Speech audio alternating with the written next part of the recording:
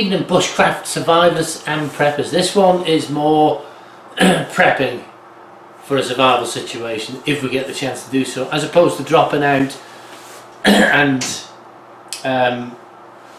surviving on what we can find and what our knowledge allows us to do. Really, I want to do a lot of time on preparation. That's going to be the next period. I will throw a lot of bushcraft stuff in between, but the weather's particularly bad, so I think we might as well do this indoors because that's the best place to do it. Not as entertaining, but just the same, we'll get through it.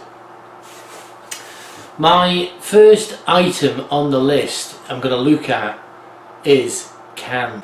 Prepping with cans is probably the easiest source of prepping. They can have a shelf life of 2 to 25 years. With that sort of shelf life, we've got a good guaranteed form of food. It's ready to eat. I can't think of anything that isn't in a can. It's already pre-cooked to keep it sterile. So it's a likely choice to have in your shelf. But what can go wrong with cans? Well, there are a few things that can go wrong with cans. The obvious one is it will rust on the top and you get a leak, you know, but dents in cans can cause leaks.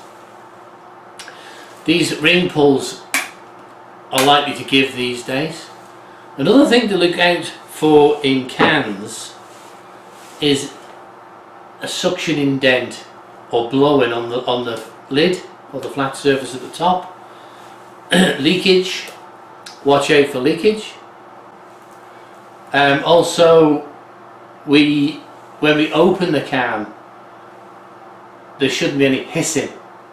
It should just open or bubbling out of liquid. It should just be straight there. Anyway, this one has a date on. This is Dorsey green beans. By the way, I just want to say and use this opportunity to say that the vitamins and minerals in canned food last longer, far longer than in fresh food. Fresh fruit, vegetables, not only do they rot, they're potential to feed us because it's minerals and vitamins we need, amongst amino acids and everything else, simply to survive. Anyway, as I say, I'm going to do a series on this and I'll show some pictures about leakages and stuff as we go, or if I haven't already shown them. I do know, I mean, canning food was around in the Napoleon time, and so it's been around a long time, 100 odd years, 131 years, 30 odd years, anyway. It's been around a long time. So it's not going to let us down, and I do believe, as I said before, I think that they found a can of food, edible can of food, over 100 years old. That's some going.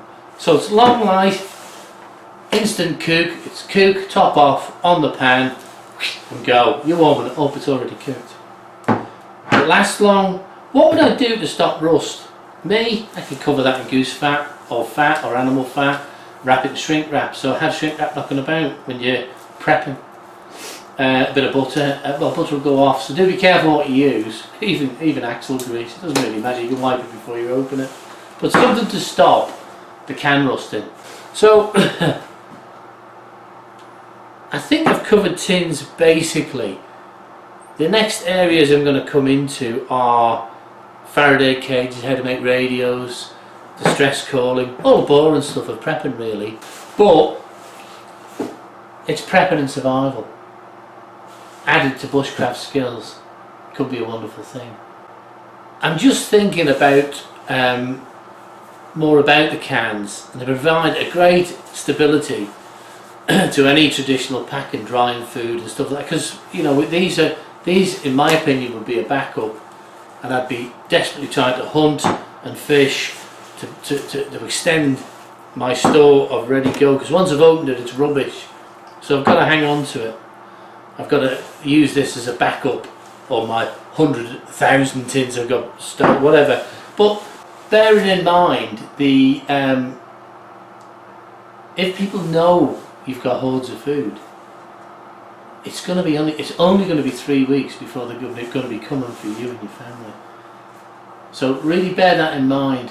You know, keep it out of the sight. I know I'm talking about it to a potential, I think there's 8 billion a month viewers on YouTube. But you know, prep inside, keep it inside information, keep it top secret, that people think you're starving as well. My next view about if you're going to hoard and prep, then get a group together. If you're thrown in any survival situation, it's better to work with other people as a team, because one could stay awake for 4 hours, you can form shifts, one could be cooking, one could be lighting the campfire. So gather people around you in your bug out environment.